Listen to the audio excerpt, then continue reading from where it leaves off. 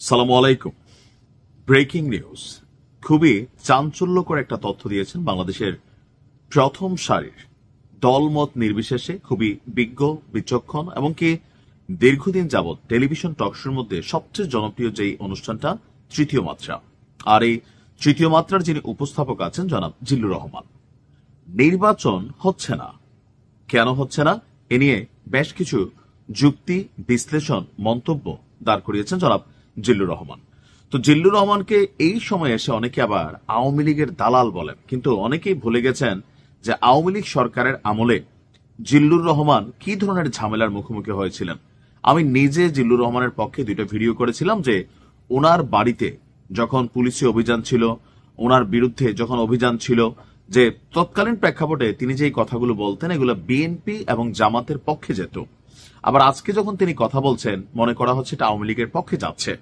তো যখন আপনি নিরপেক্ষ কথা বলবেন হয় কি যে একমুখী কথা তো হয় না, যে স্পেসিফিক কোনো দলকে সার্ভিস করতে গেলে তখন সেই দলের একটা ভক্ত অটো কানেক্ট হয়।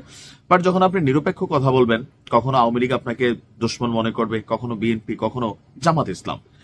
এখন সরকার, বর্তমান সরকারও অনেকভাবে জনাব জিল্লুর রহমানকেও আসলে হয়তোবা মনে করছে তিনি এই কথাগুলো কেন বলছেন, যেখানে আমরা দেখছি সরকার স্পষ্ট ঘোষণা করে দিয়েছে যে নির্বাচন ফেব্রুয়ারির 15 তারিখের আগেই হবে, আর তফসিল ঘোষণা হয়ে যাবে ডিসেম্বরের দ্বিতীয় সপ্তাহে। কিন্তু জিল্লুর রহমান তিনি বলছেন ভিন্ন কথা।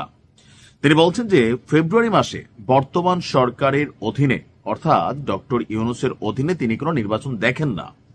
তিনি বলেন যে আমি আবারও আমার কথার পুনরাবৃত্তি করছি, আমি বরাবরই বলে আসছি যদি কোনো নির্বাচন হয়ও তাহলে সেটি একটি ফার্সিক্যাল ইলেকশন হবে, অর্থাৎ 2014, 18 বা 24 কিংবা আরো পিছনে গেলে 1996 যেটা বিএনপির আমলে হয়েছে, আর 14, 18, 24 যেটা আওয়ামী লীগের আমলে হয়েছে, অথবা 1986, 88 যেটা এরশাদের আমলে হয়েছে, ওই রকমের একটা নির্বাচন হবে।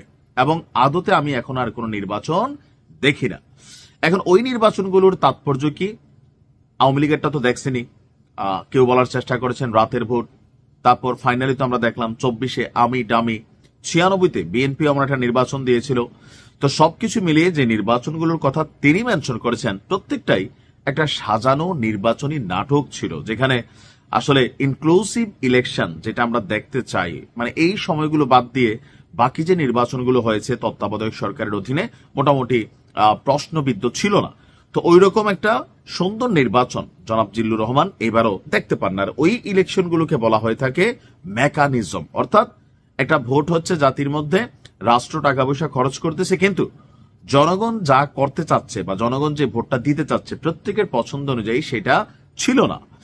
তো জিল্লুর রহমান বলছেন যে অনেকেই অবাক হতে পারেন যে কেন আসলে আমি নির্বাচন দেখছি না। যারা অবাক হন আমি তাদের কাছে পাল্টা প্রশ্ন ছুড়তে চাই, কেন আপনি নির্বাচন দেখেন? কোন বিবেচনায় দেখেন? নির্বাচনের কি প্রস্তুতি আছে? সরকারের কোনো সদিচ্ছা কি আপনি দেখতে পান? রাজনৈতিক দলগুলোর মধ্যে নির্বাচন কেন্দ্রিক কি ধরনের তৎপরতা লক্ষ্য করেন? আমরা লক্ষ্য করি বিএনপি মনোনয়ন দিছে, মনোনয়ন নিয়ে প্রত্যেক জায়গায় আন্দোলন বিক্ষোভ একটা তলে তলে চলতেছে। জামাতও নির্বাচনের প্রস্তুতি নিচ্ছে। মানে একদিকে তো নির্বাচনী প্রচারণা বা রাজনৈতিক দলগুলোর মধ্যে বিশেষ করে বিএনপি, জামাত, আবার এনসিপি তাদের প্রার্থী বিভিন্ন জায়গায় দিচ্ছে। জিল্লুর ভাই, এদিক থেকে আমরা মোটামুটি নির্বাচনের কিন্তু দেখতে পাই। সরকারের জায়গা থেকে কি সেইটা এখনো স্পষ্ট না।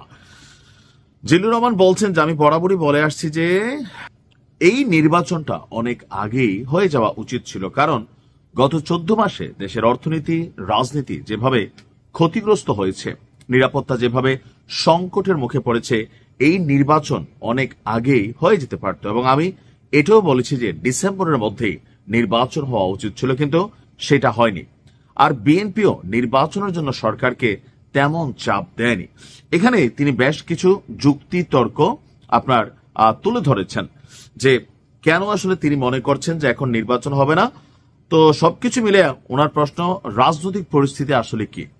জিল্লুর রহমান মনে করেন রাজনৈতিক পরিস্থিতি আসলে বিএনপি এবং তারেক রহমানের অনুকূলে নেই। কিছুটা কিন্তু সত্য, কারণ যে তারেক রহমান দেশে আসছেন না, এখানে অনেক আলোচনা সমালোচনা বা কোথাও থেকে তো একটা অদৃশ্য শক্তির অবস্থান সামনে চলে এসেছে।